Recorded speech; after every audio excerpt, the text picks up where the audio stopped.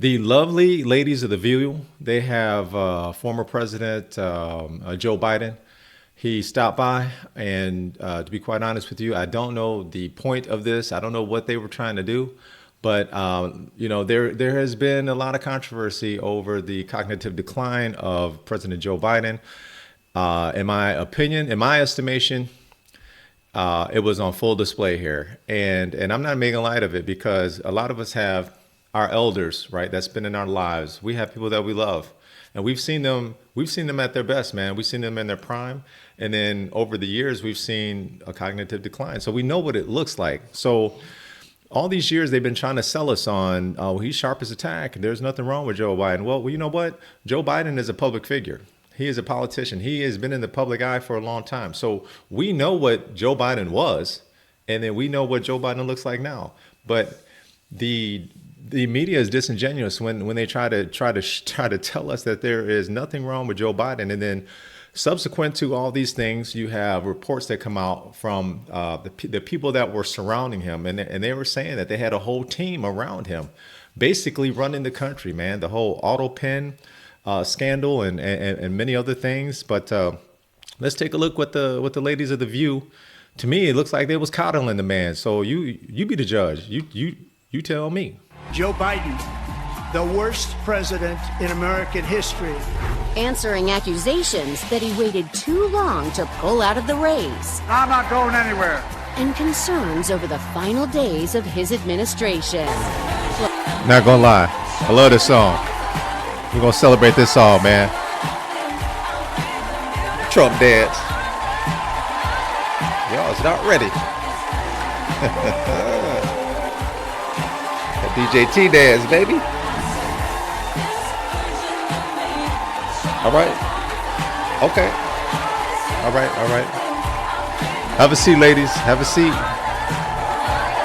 All right. Yes. Have a seat. Let's get to it. Welcome to The View, y'all. Welcome to The View. It is very difficult to process how much has happened since Joe Biden was last at this table in September. Oh, stop. We have so much to talk to him about right now. So we're not going to fool around. Ladies and gentlemen, please welcome back the 46th President of the United States, Joe Biden. A little trot. Joe Biden trot. Who told him to do that, man? Who told him to do that? Hey, man, you gotta look young and explosive.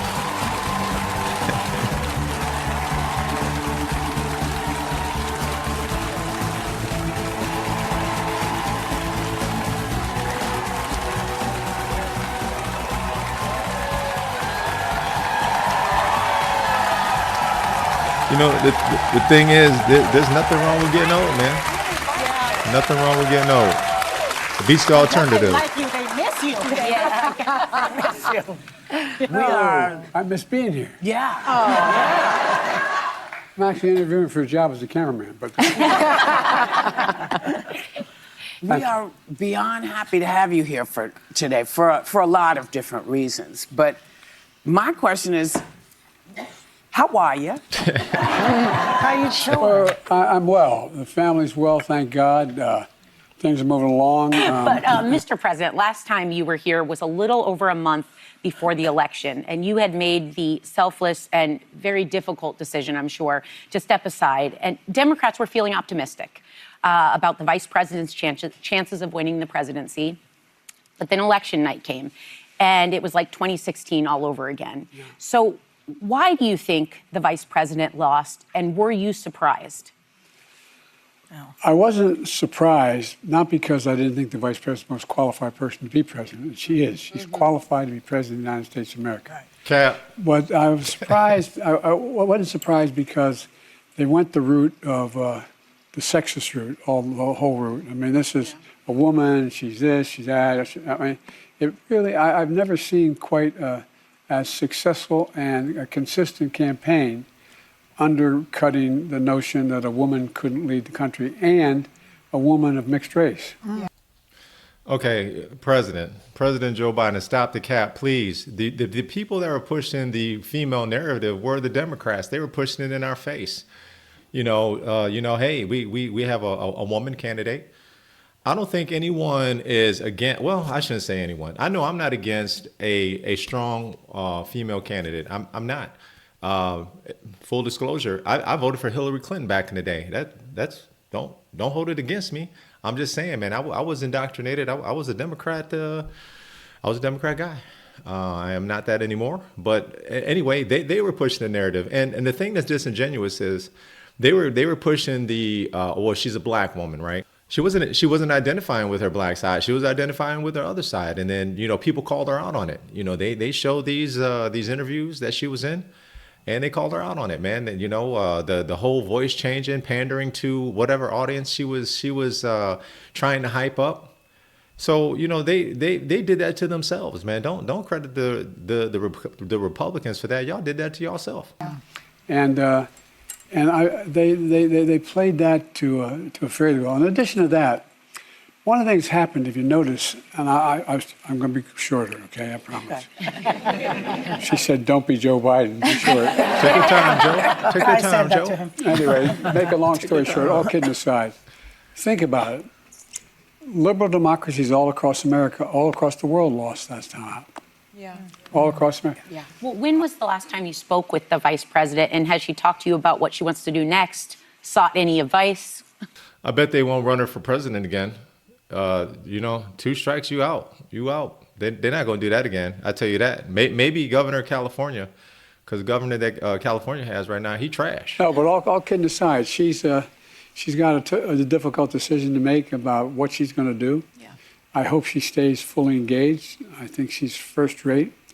But we have a lot of really good candidates as well. So I'm optimistic. I'm not pessimistic. You had previously said that you thought that you would have won. Since then, Donald Trump won all the battleground states and made inroads with almost every major demographic, from working class voters to Hispanic men to black men. Knowing what you know now, do you think you would have beat him? Yeah, he's still got 7 million fewer votes. Yes. Okay. A lot of people didn't show up. Number one. Number two, they're very close in those toss-up states. It was it wasn't a slam dunk, and look, every time I've been on the show, which I've been fortunate to be on more than once. Thanks for having me. Is that we talk? You guys don't focus on as much, and I think it's good on polling numbers. But let me put it this way. He's had the worst 100 days any president's ever had. Yeah, that's a fact.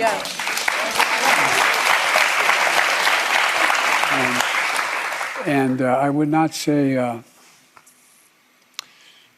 honesty's been a strong point. Yeah. I know Joe Biden ain't talking about honesty and strong point and President Trump having the worst first 100 days. Let me tell you something, man. The Biden administration was so trash. There's so much cleanup that President Trump had to do. Let's just keep it 100, man. You take a look at the border. You take a look at all of the illegal immigrants that were in this country, and President Trump is doing exactly what he campaigned on. And Joe Biden is talking about honesty. If you're so honest, man, why are you pardoning your family? And it should be respected. As we sit here in Normandy, your son Hunter is on trial, and I know that you cannot speak about an ongoing federal prosecution. But let me ask you, will you accept the jury's outcome, their verdict, no matter what it is? Yes. And have you ruled out a pardon for your son? Yes. You have. Let me say a word about Hunter Biden. A lot has been said and written about the pardon. President Biden is letting his son off the hook for the federal crimes that he committed. This weekend, of course, he pardoned Hunter. And it's important to point out, and everyone has, and even many Democrats are now expressing their great disappointment and their dismay, because the president promised us over and over and over, repeatedly, unequivocally. He told the American people that he would not issue a pardon for his son, and then he did it. It was more than 10 occasions. We have the receipts. It's all on video. They made formal, official declarations to that point. The White House said he wouldn't do it, but he did. So they misled the American people. And a lot has been recounted over the last couple of days since that happened, that it's just like when he said the border was secure. It's just like when he said that Bidenomics was working great for the American people. It's just like when he denied or tried to cover up his obvious mental acuity and decline. And it's just like when he insisted that the catastrophic Afghanistan withdrawal was somehow a success. This pardon is a perversion of justice, and it is a utter disregard for the rule of law, and it further undermines the people's faith in our system of justice. So we have reform on the way, and it cannot happen soon enough. And you've heard us say many times, you've heard me say many times as a former constitutional law attorney litigator, that this is one of the greatest concerns I have, when the people believe that there are two tiers of justice. And the current occupant of the White House emphasizes that point. It makes it very difficult. They have done, in my view, the Biden family, almost irreparable damage to our system of justice. So we have a lot to repair. It was a total disgrace. He's leaving office in disgrace because of this pardon. And it's not just the pardon, it's the lying. Lied to the American people. According to NBC News, he and his top aides hatched a plan to lie to the American people. And then this week, he didn't even have the guts to go out to the White House podium and take questions about it. He sent Karine Jean-Pierre out there, who was also part of the lying, and then she continued to gaslight the American people and the media. The American people ought to be pissed, but the media, the people who cover this White House, ought to be absolutely livid at the gaslighting and then the continued gaslighting and the hostility towards the idea of transparency. This is a monumental disgrace. You think 38, 39% job approval is low? Wait until we test him as he leaves office. He's going out of office as one of the least liked and most divisive presidents we've ever had. Because there seems to be some questions about y'all dealings in Ukraine and questions about your son. You guys are so disingenuous and dishonest, it's crazy. President Trump is doing a phenomenal job. You guys are upset that your money machine is being taken away. Doge Department of Government Efficiency is finding out what? Fraud and waste, crime. Your party is nefarious. You got NGOs out here that's what? Taking taxpayers' money. So we are enriching politicians, and you want to sit here and say this is the worst first 100 days? No, this is them exposing the Democratic Party. It is what it is, man. You guys are upset. You guys are over here bombing Tesla dealerships and keying Teslas, and you got Trump deranged syndrome. Why? Because your money machine is being taken away. You guys are so dishonest. And to think that this gentleman here wanted to raise our taxes so they can do what? Keep enriching politicians, man. I just can't wait to all of this is out in the open, and I can't wait to, and I'm hoping some of these politicians go to prison. Yeah. So, Mr. President, we just marked last week Trump's 100th day in office.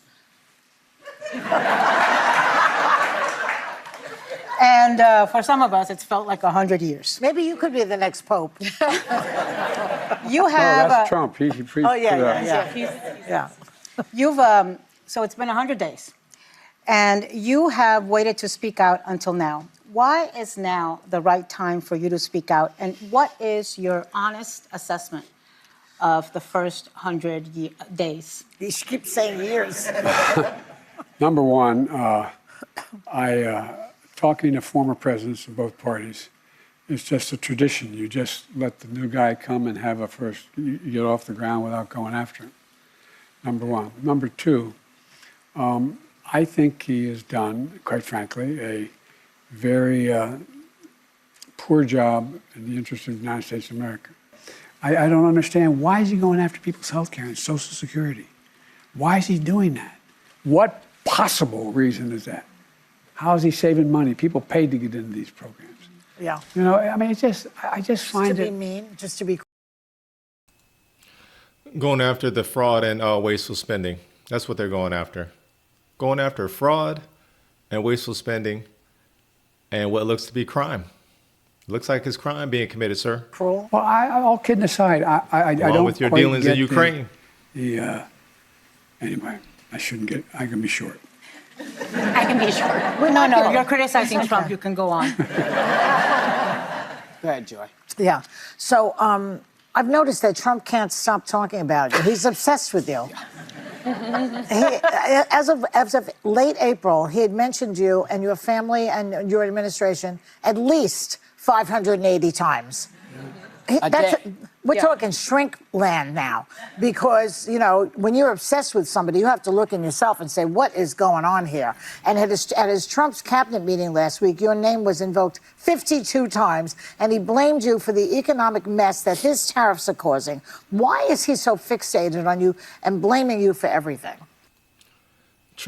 The Trump deranged syndrome is is something that is plaguing the View, because they talk about Trump every single episode. From what I see, Donald Trump comes up all the time. So if anybody is obsessed with someone, it's the ladies of the View. They're obsessed with President Donald John Trump. Well, Mr. President, when you announced that you wouldn't be seeking re-election, only 28% of the country thought that the country was on the right track. Now, you are understandably very proud of many achievements in your administration, but do you take any responsibility for not hearing the concerns of voters on the border security or cost of living sooner? And do you take any responsibility for Trump's re-election? Yes, I do, because, look, I was in charge and he won. So, I take responsibility. I knew it wasn't going to happen right away. The projects, the benefits. How do you lead the world without having the best infrastructure in the world? How do you lead the world without having the best health care in the world? How do you lead the world without having the best education system in the world? How do you lead the world when you don't have that done? And cut it to its choice. What's it all about? Cut all these programs. Can have another $5 trillion tax cut for the super wealthy. I admire people who can make a hell of a lot of money. Just pay your taxes. That's right. That's right. No, I'm not joking. Average billionaire in America pays 8.2%. That's it? Must be nice. Wow. Yeah. Wow. No, I'm not joking. It's outrageous. That's why 8.2% federal nice tax. Things. Anyway.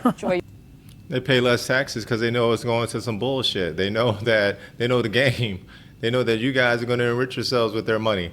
So, they're like, the hell with that. Also obsessed with the fact that you used an auto pen to sign the pardons you issued right before you left office with members of your immediate family. Now he's calling for investigations and claiming the pardons are void and vacant. Oh, he's vacant. It's interesting. It's your own people. It is your own people that blew the lid off that whole story. It's your own people that went to the media to talk about the auto pen. It's your own people that snitching on you, President Joe Biden. Your own people, man. They telling.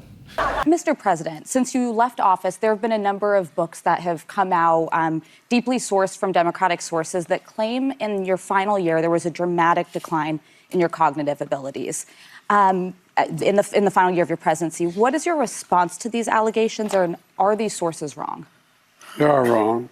There's nothing to sustain that, number one. Number two, think of what we were left with. We were left with a circumstance where we had an insurrection when I started. Not since the Civil War.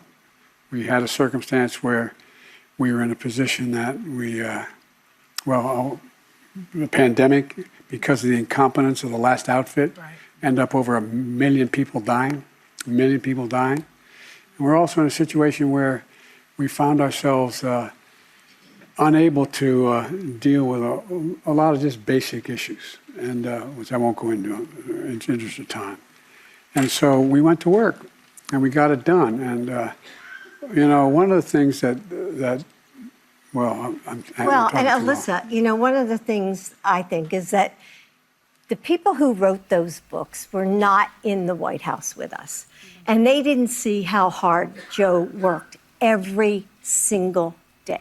I mean, he'd get up, he'd put in a full day, and then at night I'd be in bed, reading my book, and he was still on the phone, reading his briefings, working with staff. I mean, it was nonstop. It's the White House, being president is not like a job. It's a lifestyle. It's a life that you live. You live it 24 hours a day.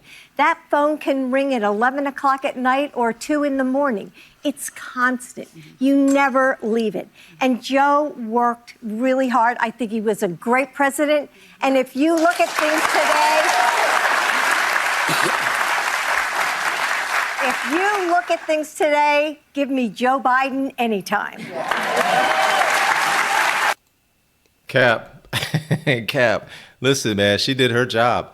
She stepped in and saved her husband, man, because he was just rumbling, bumbling along. You know, he couldn't answer the question.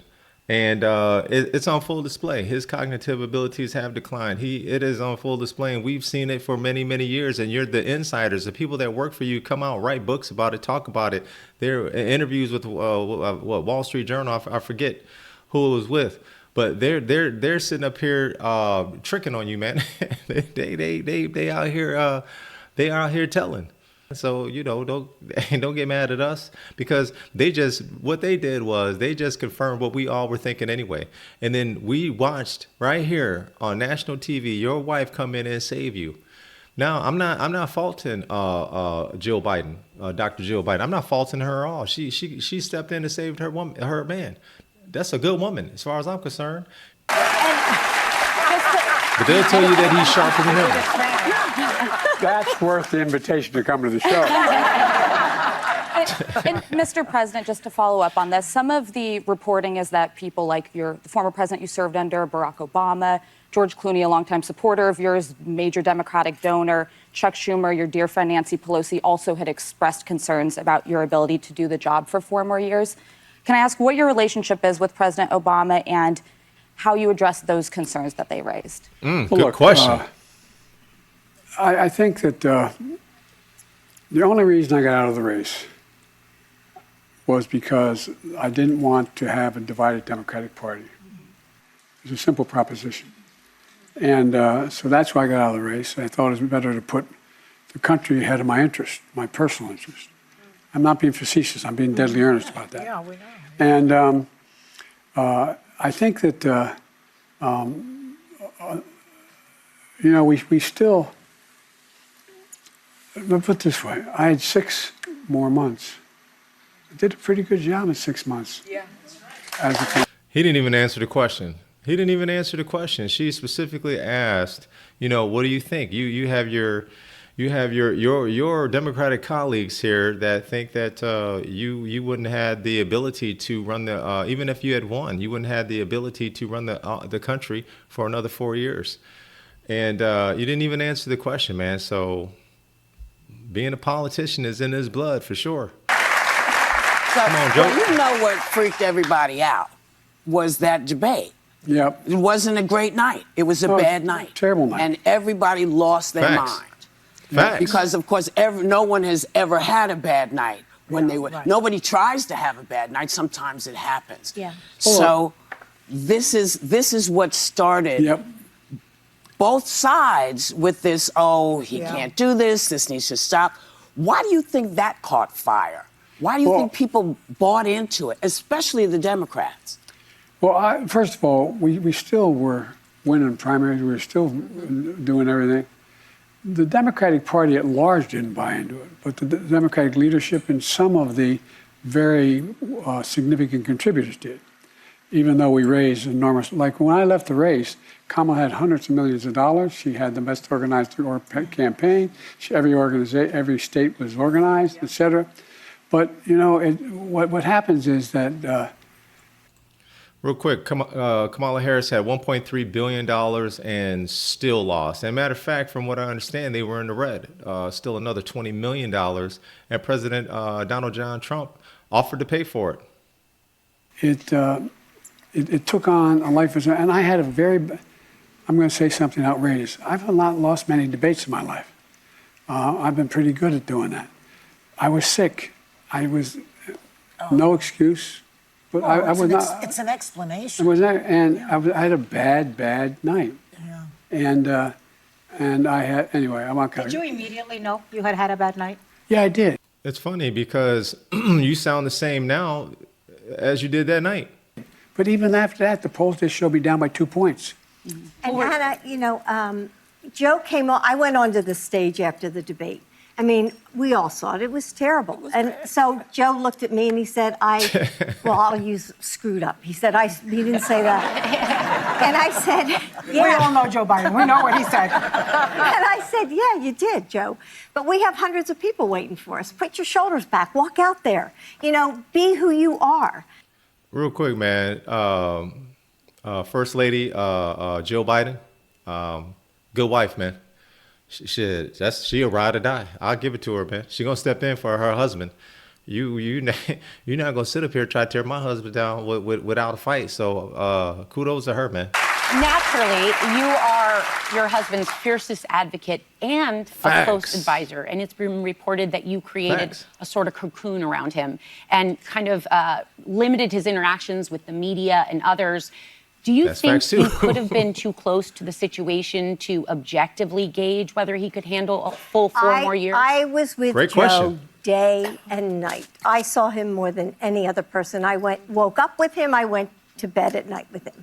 So I saw him all throughout the day, and I did not create a cocoon around him. I mean, you saw him in the Oval Office. You saw him making speeches. He wasn't hiding somewhere. I didn't have him, you know, sequestered in some place. I mean, that's ridiculous. Was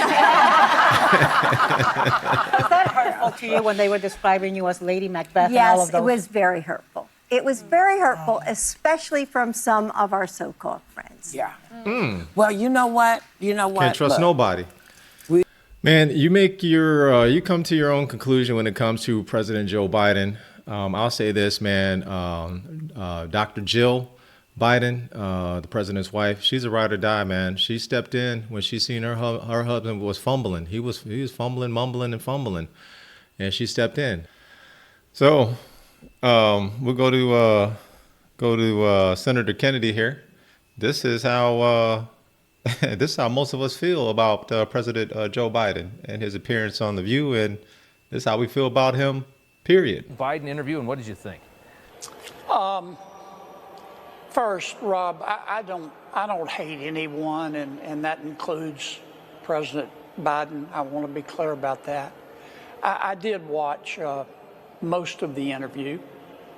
The president looks very old.